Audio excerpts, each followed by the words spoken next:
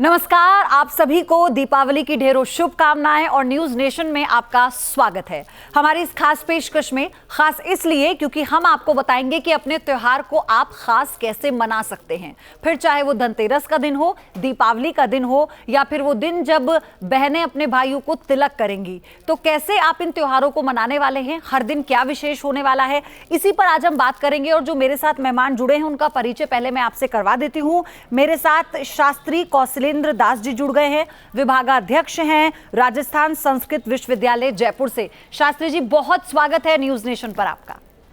नमस्कार news nation के सभी दर्शकों को और पयोधी जी, आपको इस पंच पर्वा दीपोत्सव पर अनेकानेक शुभकामनाएं। तो सबसे पहला सवाल शास्त्री जी यही है मेरा कि धनतेरस का दिन लोगों के लिए बहुत महत्वपूर्ण होता है, उनके जीवन के लिए बहुत महत्वपूर्ण होता है। और दिवाली का मतलब ही सकारात्मक ऊर्जा का आना है, उसका प्रवेश करना है हमारे दिलों में, हमारे मन में, हमारे घरों में, हमारे व्यापार में।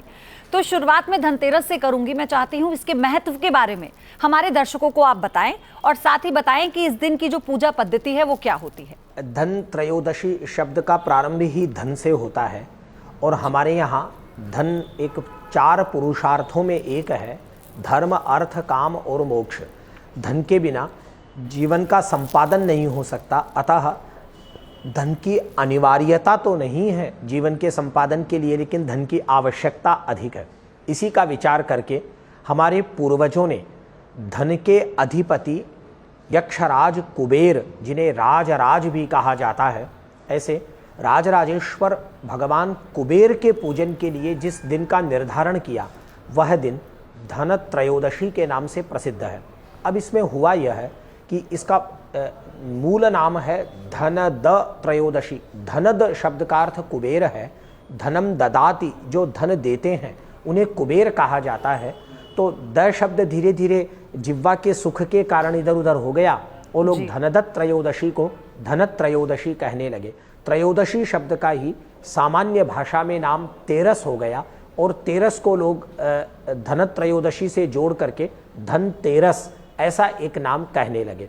अब इसमें आनंद की बात यह है कि कार्तिक कृष्ण त्रयोदशी, जिसे हम धन त्रयोदशी कहते हैं, यह हमारे 2 देवताओं से इसका सीधा संबंध है। एक तो मैंने कुबेर जी महाराज की चर्चा की ही, जो पौलस्त्य हैं, महर्षि पुलस्त्य के पौत्र हैं, महर्षि विश्रवा के पुत्र हैं। उसी प्रकार भगवान ने समुद्र मंथन में धन्वंतरी स्वरूप को धारण किया और भगवान धन्वंतरी प्रकट हुए, जो समस्त औषधियों के अधिपति हैं, जो समस्त आरोग्यशालाओं के स्वामी हैं तथा जो मनुष्य को आरोग्य प्रदान कर रहे हैं, आयुष्य प्रदान कर रहे हैं और औषधियों में सत्व प्रदान कर रहे हैं। जिन औषधियों को लेने के प्रभाव से भारतीय परंपरा, भारतीय चिंतन और भारतीय ज्ञान विज्ञान के अनुसार व्यक्ति को आरोग्य प्राप्ति होती है, निरामय व्यक्ति होता है। अब धनत्रयोदशी के साथ होता यह है कि जो हमारे जितने भी उत्सव है, भले ही रक्षाबंधन है, विजयादशमी है, होली है, इन सब में हम सब लोग निर्विवाद रूप से जानते हैं कि दीपावली की किसी भी उत्सव से कोई तुलना नहीं है। यह दीपावली उत्सव 5 दिनों तक चलता रहता है और इसका आरंभ धन त्रयोदशी से होता है। अब धन त्रयोदशी पे करना क्या चाहिए, तो पयोधी जी, आनंद की बात यह है कि दीपावली धनतेरस से ही प्रारंभ हो जाती है। अतः दीपावली का प्रारंभ धनतेरस पर होता है और दीपावली का समापन यम द्वितीया, भ्रातृ द्वितीया, जिसे भाई दूज कहते हैं, वहां तक चलता रहता है। इन 5 दिनों में जो उपक्रम है अर्थात आरंभ है वह धन त्रयोदशी है। तो धर्मशास्त्र के इतिहास में भारत रत्न डॉक्टर पांडुरंग वामन काणे जी ने लिखा है, धनतेरस पर कुछ कार्य करने चाहिए जिससे सकारात्मकता की प्राप्ति होती है और नकारात्मकता की निवृत्ति होती है। ये कार्य क्या है? घरों को और आंगन को साफ करना चाहिए। यदि उनको पुराने जमाने में जैसे लीपा करते थे गोबर से, गौ माता के गोबर से, उनको सुगंधित गोबर से लीपना चाहिए। उस घर आंगन में मांडने बनाने चाहिए, जिनको राजस्थान में मांडने हमारे यहाँ कहते हैं। वो चारों तरफ छत्तीसगढ़ और मध्य प्रदेश, हरियाणा, राजस्थान, दिल्ली, यूपी, सब जगह मांडने बनाने की एक परंपरा है। मांडने बना लेने चाहिए, घरों को सजाना चाहिए। इसके अलावा क्या करना चाहिए? जो पुराने बर्तन हैं उन बर्तनों को मांज करके, उनको मतलब रेक्टिफिकेशन, उनका रेक्टिफाई उनको करके, परिष्कार करके, उनका संस्कार करके उन्हें शुद्ध करना चाहिए। साथ ही नवीन वस्त्र धारण करने चाहिए और व्यक्ति को वर्ष भर आरोग्य प्राप्त करने के लिए भगवान धन्वंतरी का पूजन करना चाहिए। आजकल एक परंपरा चल पड़ी है कि मुख्यतः आयुर्वेद से जो लोग जुड़े हुए हैं वे आयुर्वेद औषधालयों में या अन्य औषधालयों में, जहां औषधियों का, भारतीय जो देशी औषधियां हैं उनका जहां प्रयोग होता है चिकित्सा के लिए, वहां लोग धन्वंतरी जयंती मनाते हैं। लेकिन धन्वंतरी जयंती प्रत्येक व्यक्ति को मनानी चाहिए और धन्वंतरी जयंती मनाई जाती है धनतेरस पर। भगवान धन्वंतरी की कृपा से दो चीजें प्राप्त होती है, सुख और आरोग्य। और जब सुख और आरोग्य ये दोनों प्राप्त होते हैं तभी व्यक्ति का किसी कार्य संपादन में मन लगता है, तभी वो खा सकता है, पी सकता है, कुछ पहन सकता है। अतः इस दीपोत्सव के प्रारंभ में ही धन्वंतरी त्रयोदशी के माध्यम से भगवान धन्वंतरी के पूजन को जोड़ करके हमारे पूर्वजों ने, हमारे पुरखों ने यह विधान किया कि हम सबसे पहले भगवान धन्वंतरी का पूजन करें, जिनकी कृपा से हमें इस ऋतु परिवर्तन के काल में, जब गर्मियां जा रही है और शरद ऋतु चल रही है, शरद से धीरे धीरे सर्दी बढ़ रही है, तब इस ऋतु में हमें किसी प्रकार का अनारोग्य नहीं हो, हमें आमय नहीं पकड़े, हम निरामय रहें, हमें आरोग्य प्राप्त रहे, इसके लिए भगवान धन्वंतरी के पूजन का विधान है। एक काम इस दिन और होता है, दीपोत्सव का प्रारंभ, जैसा मैंने निवेदन किया कि दीपावली से, धनत्रयोदशी से ही प्रारंभ हो जाता है। धनत्रयोदशी से ही अपने व्यापार में, अपने भवन में, गौशालाओं में, मंदिरों में दीप जलाना प्रारंभ हो जाता है। यदि हम अधिक दीप भी प्रज्वलित न कर सकें तो भी कम से कम 5 दीप प्रज्वलित करने का विधान हमारे शास्त्रकारों ने, धर्मशास्त्र को जानने वाले विद्वानों ने दीपावली पर किया है। अतः धनत्रयोदशी की सायंकाल में जब प्रदोष काल हो, जब सूर्यास्त हो रहा हो, तब व्यक्ति को दीप प्रज्वलन करके दीपोत्सव का प्रारंभ कर देना चाहिए।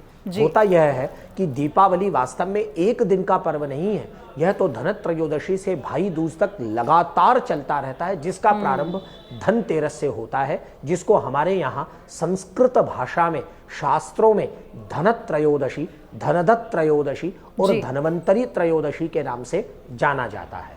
एक मान्यता ये भी है शास्त्री जी कि कहते हैं कि अगर माँ लक्ष्मी को प्रसन्न करना है तो कुबेर को प्रसन्न करना बहुत जरूरी है। लेकिन ये जो चलन है अभी, अब तो ये होता है कि बाजारों में कुबेर की मूर्ति मिलने लगी है गणेश लक्ष्मी के साथ, तो लोग लेकर आते हैं घरों में।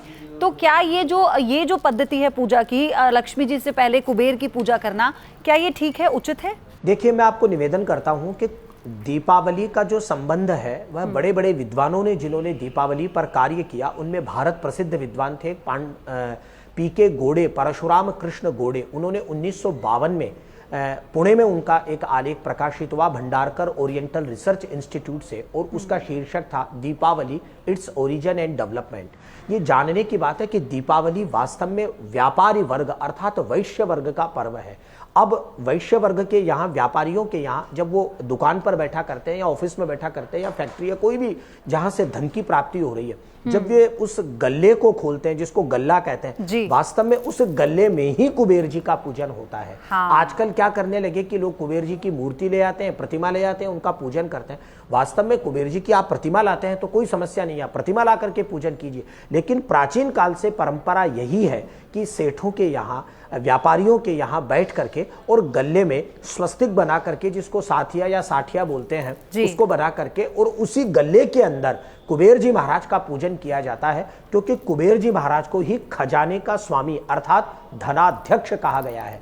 महाभारत में वर्णन है कि कुबेर जी नवनिधियों के अधिपति हैं। जैसे आजकल गणना हो रही है इकाई, दहाई, सैकड़ा, हजार, 10,000, लाख, 10 लाख, ये जो संख्या है, प्राचीन काल में यह जो गणना होती थी ये निधियों के रूप में होती थी। किसके पास कितनी संपदा है, जिसके पास जितनी निधि है, तो वह उतना धनिक माना जाता था। इन निधियों के स्वामी कौन है? इन निधियों के स्वामी कुबेर जी महाराज है। और आनंद की बात है, कुबेर जी मित्र किसके हैं? कुबेर जी के मित्र हैं भगवान शिव, जो सदा कुबेर जी महाराज के साथ हिमालय में विराजमान रहते हैं। अतः ठीक धनत्रयोदशी जो सबसे पहले धनतेरस। अच्छा, इसीलिए हमारे यहाँ एक परंपरा चल पड़ी है कि भले ही कोई बहुत धनिक हो, निर्धन हो, जितनी भी उसके पास संपदा है, आदमी को कुछ न कुछ नया खरीदने का विधान कर दिया। वस्त्र खरीदे, स्वर्ण खरीदे, रजत खरीदे। नहीं खरीद पा रहा है तो कम से कम नया बर्तन लोग खरीद लेते हैं। नया बर्तन नहीं खरीद पा रहे हैं, नया धान खरीद ले। कुछ भी नया माना जाता है कि इस दिन हम जो भी नया खरीदते हैं वह हमारे लिए, हमारे परिवार के लिए,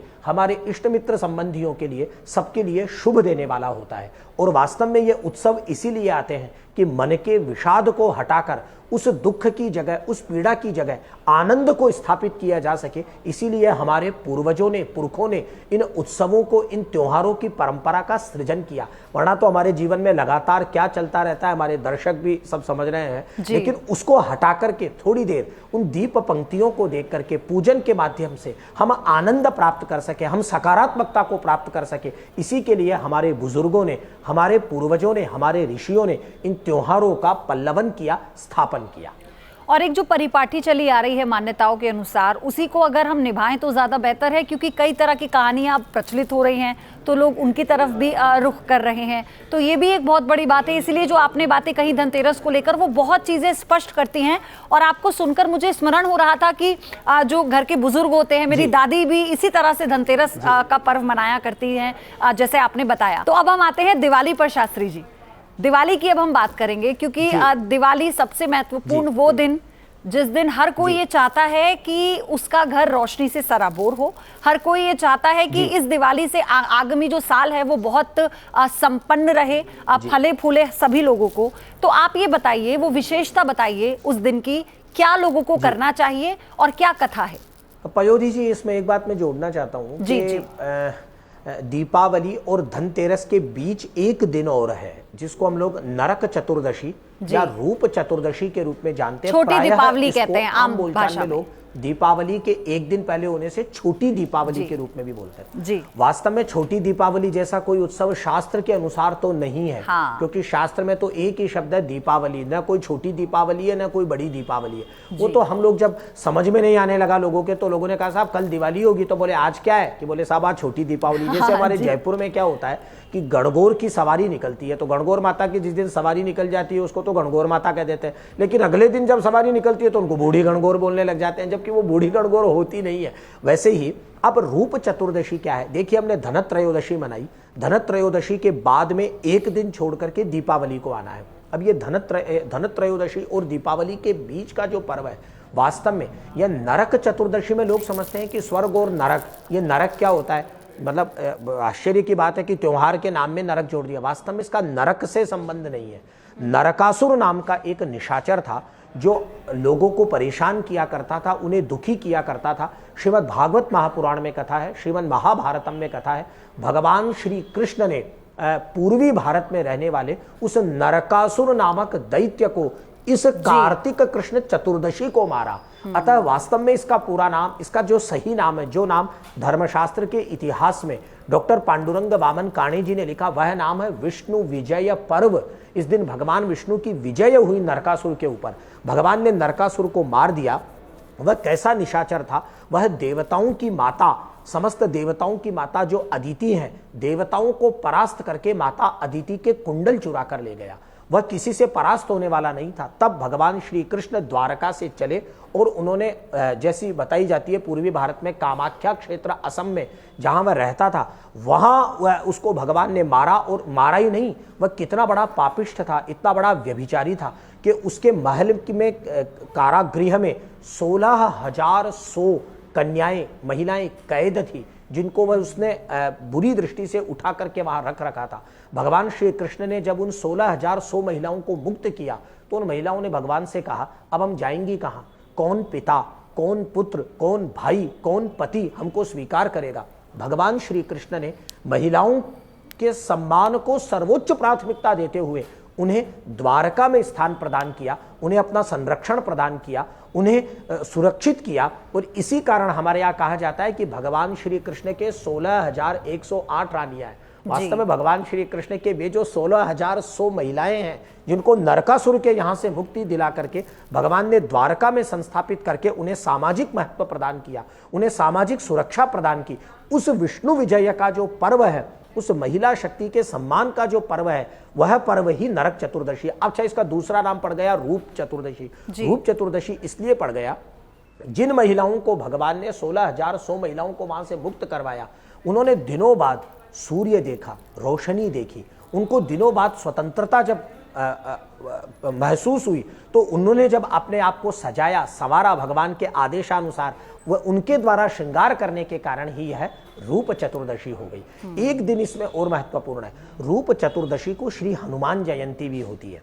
इस दिन श्री हनुमान जी महाराज का सूर्यास्त के पहले मेष लग्न में जन्म हुआ। जगत गुरु श्री रामानंदाचार्य जी महाराज ने 700 वर्ष पूर्व वैष्णवताब्ज भास्कर में लिखा है कि धनत्रयोदशी और दीपावली के बीच में आने वाली जो यह कार्तिक कृष्ण चतुर्दशी है, यह चतुर्दशी हनुमान जयंती है। मैं आपको एक श्लोक सुनाता हूं जो दर्शकों तक पहुंचे। स्वात्याम कुजे शैव तिथौ तु कार्तिके कृष्णेन जना गर्भत एव साक्षात मेषे कपीट प्रादुरभूत शिव स्वयं व्रतादिना तत्र तदुत्सवम चरेत।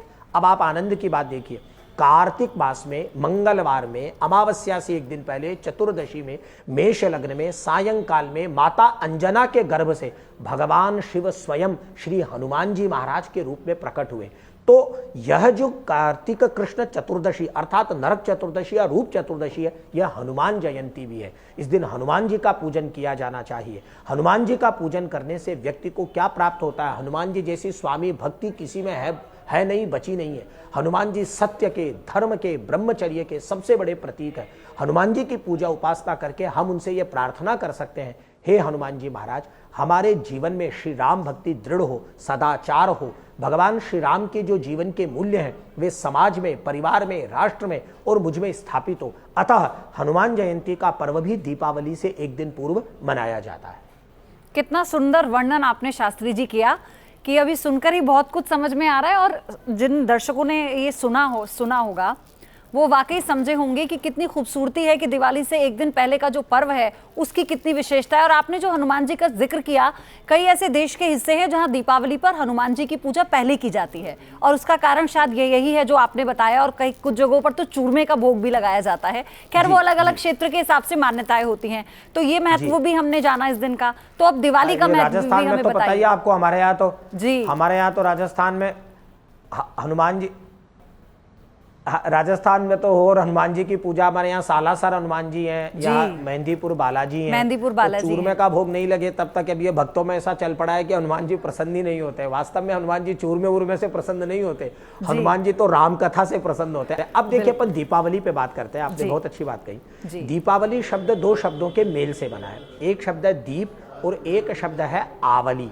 दीप और आवली शब्द को जोड़ने पर एक अर्थ निष्पन्न होता है, और वह अर्थ है दीपों की पंक्ति, ए रो ऑफ द लैम्प्स। दीपों की जो पंक्ति है उसी को दीपावली कहते हैं। अच्छा, दीपावली के साथ एक बड़ी भारी बात है। परशुराम कृष्ण गोड़े जी, जिन्होंने दीपावली पर कार्य किया, उन्होंने कहा कि दीपावली का जो उद्गम है वह बहुत पुराना है। दीपावली के अनेक शास्त्रों में अनेक नाम है। कुछ जगह कार्तिक कृष्ण अमावस्या को सुखरात्रि कहा गया है, कुछ जगह इसे यक्षरात्रि कहा गया है।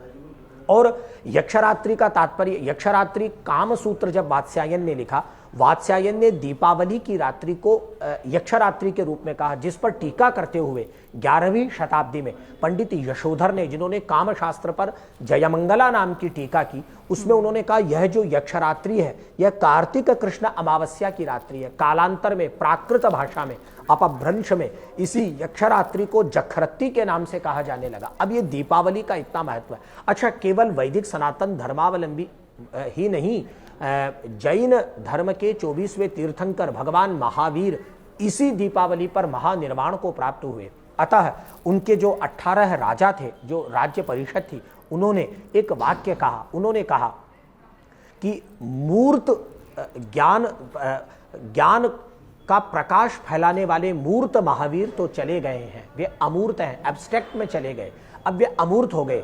आइए अब हम दीपों से बना हुआ प्रकाश करके ज्ञान को फैलाएं।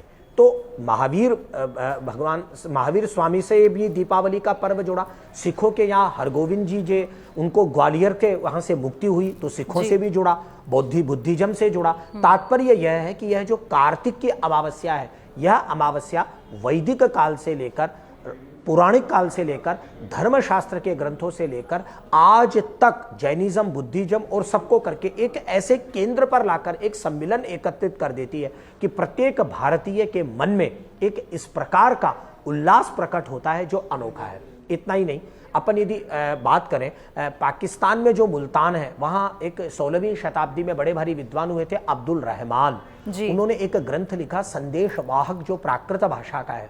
उसमें उन्होंने लिखा कि जब इतने दीपों का प्रकाश फैल गया तो दीपावली को अंधेरा कहाँ चला गया। उन्होंने इसका काव्यात्मक वर्णन करते हुए लिखा, अखी ही बीच, अरे महिलाओं के द्वारा जो काजल लगाया जाता है दीपावली पर, वह प्रकाश के द्वारा खाया गया वह अंधकार है जिसके रूप में अज्ञान को उसने ग्रहण कर लिया है। वह काजल के रूप में उन महिलाओं की शोभा को बढ़ाता है। इस प्रकार से आईने अकबरी में दीपावली का बड़ा सुंदर वर्णन है, जैनिज्म में दीपावली का वर्णन है, बुद्धिज्म में दीपावली का वर्णन है, पुराणों में, धर्मशास्त्र के ग्रंथों में, ज्योतिष में तो दीपावली के वर्णन की जितनी बात की जाए उतनी कम है। कई देशों में भी दीपावली मनाई जाती है क्योंकि वहाँ अपनी मान्यताएं हैं, अपनी माता लक्ष्मी कौन, जो हमें श्री देती। आप सही कह रही है, नेपाल में, श्रीलंका में, भूटान में और कंबोडिया, सिंगापुर, थाईलैंड में सब जगह दीपावली का इतना, और मैं तो बहुत प्रसन्न होता हूँ कि वे लोग कितने महान हैं जो पाकिस्तान के हमारे हिंदू भाई हैं, वे वहाँ दीपावली मना रहे हैं। वास्तव में उनकी यह धर्मनिष्ठा अत्यंत स्तुत्य है कि वे वहाँ दीपावली मनाकर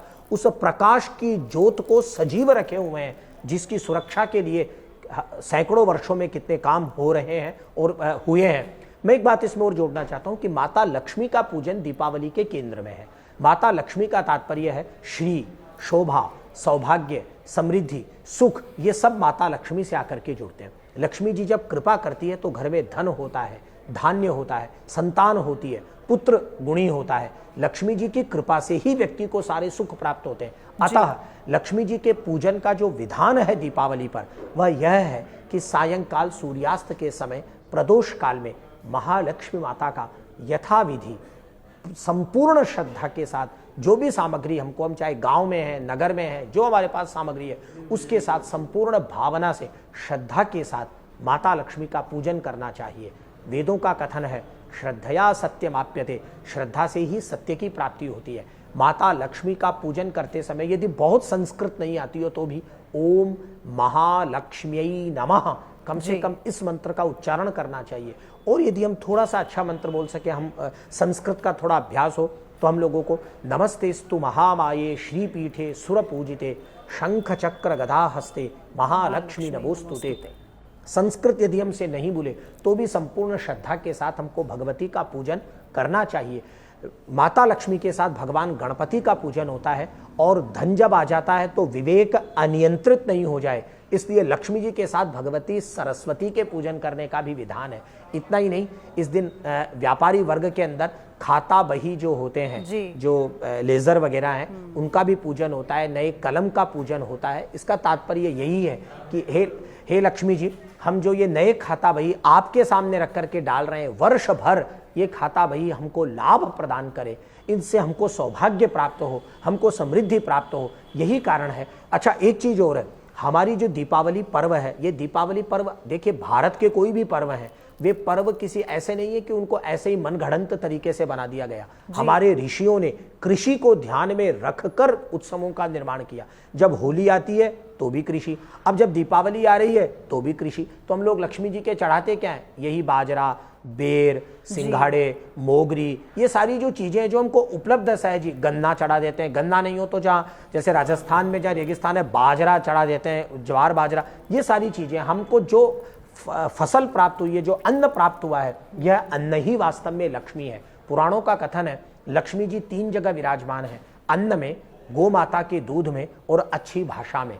हमको इनको तीनों को बचाना चाहिए। हमें शुद्ध अन्न प्राप्त हो, शुद्ध दुग्ध प्राप्त हो और शुद्ध भाषा प्राप्त हो। यदि ये 3 हमें शुद्ध प्राप्त हो रहे हैं, निश्चित रूप से हम पर माता लक्ष्मी की कृपा है। तो आपने मंत्र भी बता दिए, आपने पूजा पद्धति भी बताई, आपने बताया कि किस तरह से आप अपनी पूजा को संपन्न कर सकते हैं। अच्छा शास्त्री जी, क्या भोग विशेष प्रकार का भी कोई चलन है? क्योंकि लोग तो अपने अपने सामर्थ्य के हिसाब से अपनी दीपावली मनाते हैं, लोग अपने सामर्थ्य के हिसाब से भगवान को खुश करने के लिए भोग लगाते हैं, लेकिन क्या इस दौरान ऐसा कुछ है जो विशेष है, बनाना चाहिए लोगों को अपने घरों में?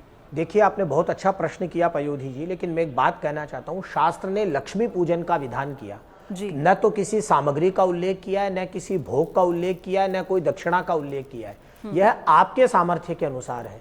गरीब आदमी अपनी झोपड़ी में मना रहा है, धनिक आदमी अपने महल में मना रहा है, कोई कहाँ मना रहा है, जिसकी जैसी भावना है, जिसकी जैसी श्रद्धा है।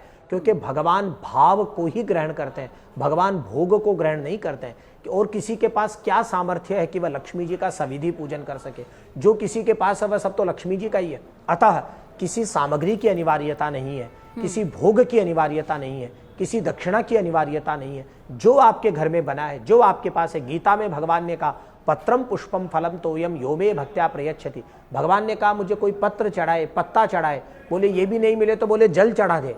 तो यदि कोई आदमी अंजलि भर के जल भी चढ़ा देता है भगवान को, इतना भी नहीं हो, हाथ जोड़ के यदि कोई नमस्कार कर लेता है भगवान को, उससे ही भगवान प्रसन्न हो जाते हैं। क्योंकि संसार में किसी मनुष्य का यह सामर्थ्य नहीं है कि वह भगवान को कुछ चढ़ा सके। जो उसके पास है वह तो सब भगवान का, ये तेरा तुझको अर्पण क्या लागे मेरा। अतः हमारे पास जो सामग्री है, जो व्यवस्था है, जैसा हमारे पास सुविधा प्राप्त है, उसके अनुसार हमको देवताओं का पूजन करना चाहिए। बिल्कुल। और सबसे बड़ी बात यह है कि भगवान सच्ची श्रद्धा से प्रसन्न होते हैं, ना कि 56 भोग से और वो नाना प्रकार के जो तोहफे आप लाते हैं और सोचते हैं कि प्रभु और भगवान के चरणों में रख देंगे तो वो प्रसन्न हो जाएंगे। वो तो ईश्वर हैं, तो आप एक अच्छी भक्ति, सच्ची भक्ति से अगर कुछ भी मांगेंगे तो आपको जरूर मिलेगा। शास्त्री जी, इसके तुरंत बाद आपने जैसे बताया कि गोवर्धन का महत्व क्या है, क्योंकि लोग तो ये कहते हैं दिवाली है, भगवान राम अयोध्या वापस आए थे, दीप जले थे, अब उसके बाद गोवर्धन, तो ये कैसे हो गया? तो ये भी कथा हमें बताइएगा। देखिए, गोवर्धन भगवान जो साक्षात भगवान नारायण के ही स्वरूप हैं, ब्रज क्षेत्र में विराजमान है। और गोवर्धन भगवान और भगवान श्री कृष्ण के स्वरूप में कोई भेद नहीं है। गोवर्धन के रूप में भगवान विराजमान है। और गोवर्धन को जब भगवान ने धारण किया अपनी कनिष्ठिका पर, तो उस कनिष्ठिका को धारण करने का विग्रह राजस्थान के राजसमंद में नाथद्वारा में विराजमान है, जहाँ भगवान श्रीनाथ जी महाराज है। ये जो संपूर्ण ब्रज क्षेत्र है, जिसमें मथुरा है, भरतपुर है, धवलपुर है, धवलपुर मतलब धौलपुर है, ये पूरा क्षेत्र ब्रज क्षेत्र जहाँ भगवान श्री कृष्ण ने लीलाएं की, गोचारण किया, यह क्षेत्र गोवर्धन भगवान का पूजन इस दिन विशिष्ट तो करता ही है।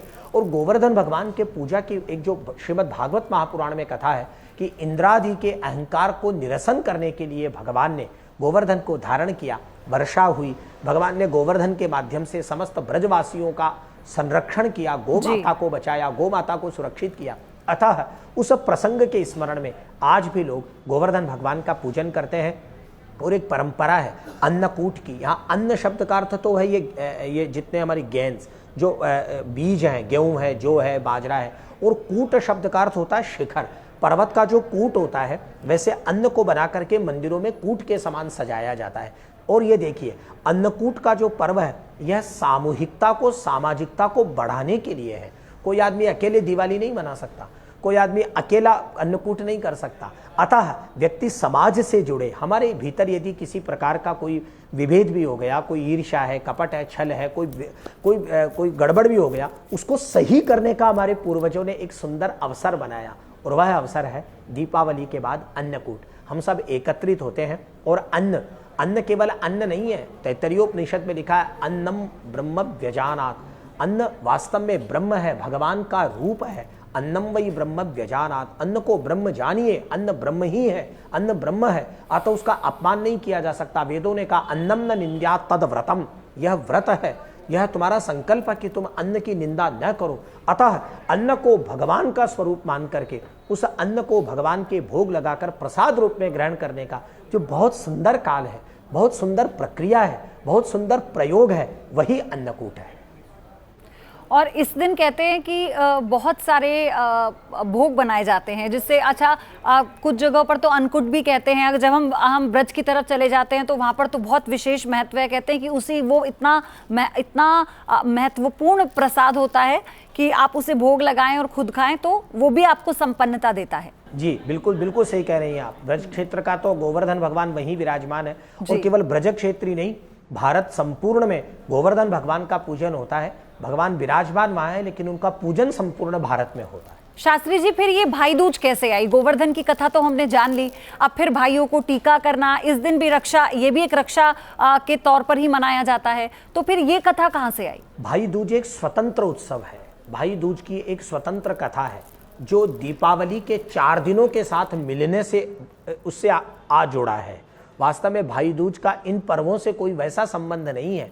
भाई दूज तो एक स्वतंत्र कृत्य है। भाई दूज का जो संस्कृत भाषा में नाम है, शास्त्रों में जो नाम है, वह नाम है भ्रातृद्वितीया।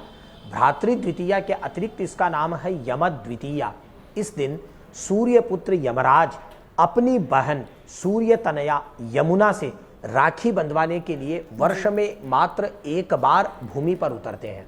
अतः इस दिन शास्त्रों ने यह विधान किया कि यमुना मैया के द्वारा जब यम के दक्षिण हस्त में रक्षाबंधन किया गया, उससे यमराज के लिए उन्होंने सौभाग्य की कामना की, आयुष्य की कामना की, आरोग्य की कामना की। अतः इस दिन भाइयों को अपने घर भोजन नहीं करना चाहिए, बल्कि स्नेहवश अपने बहन के घर जाकर खाना चाहिए, बहन को उपहार देने चाहिए।